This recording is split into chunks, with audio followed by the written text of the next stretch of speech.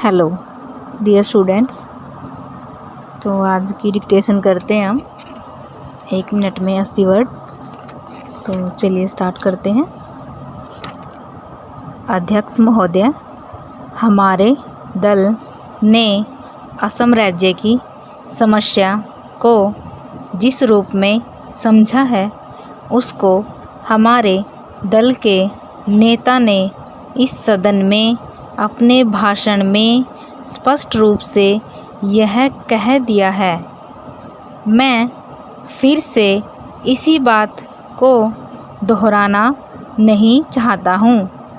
मैं इस बात से पूरी तरह से सहमत हूँ कि यह समस्या एक गंभीर समस्या है और देश की एकता के लिए, देश की आर्थिक स्थिति के लिए यह एक कठिन समस्या बनी हुई है।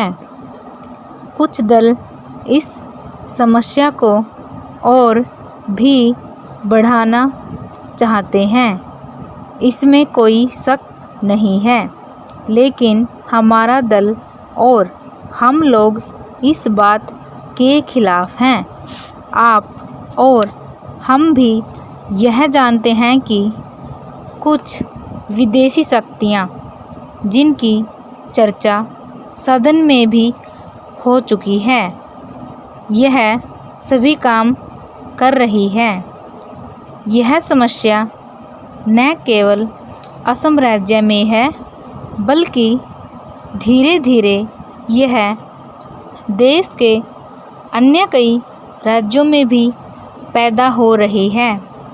ऐसी विदेशी शक्तियों की यह इच्छा है कि यह देश सदा के लिए अलग अलग हिस्सों में बंट जाए।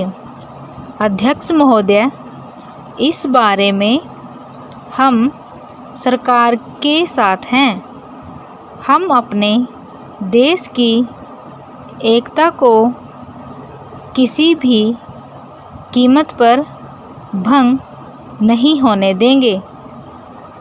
इस सब के बावजूद हमें यह ज़रूर सोचना चाहिए कि केंद्र सरकार ने ऐसे कौन से कदम उठाए हैं जिनसे असम राज्य की इस समस्या को सुलझाने में मदद मिली हो। इस सदन के मेरे एक माननीय सदस्य कह रहे थे कि असम की आर्थिक स्थिति का लाभ उठाकर ये सभी शक्तियाँ वहाँ पर अपना काम कर रही हैं। मैं भी इस बात से सहमत हूँ, लेकिन सरकार का भी तो कर्तव्य हो जाता है कि असम राज्य की आर्थिक स्थिति को जितनी जल्दी हो सके सुधारा जाए, ताकि विदेशी शक्तियाँ वहाँ की गरीब जनता से अनुचित लाभ न उठा सकें।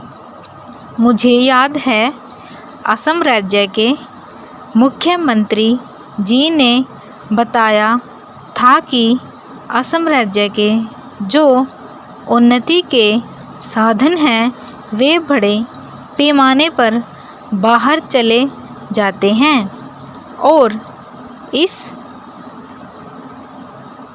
और उन्होंने केंद्र सरकार का ध्यान भी आकर्षित किया था।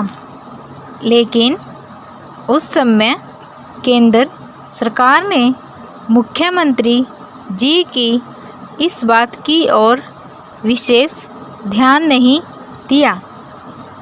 इसी तरह से यदि आप देखें तो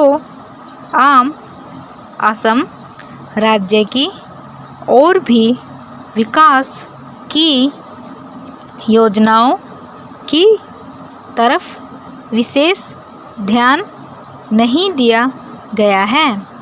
यही कारण है कि असम राज्य का अब तक उतना विकास नहीं हुआ जितना कि होना चाहिए।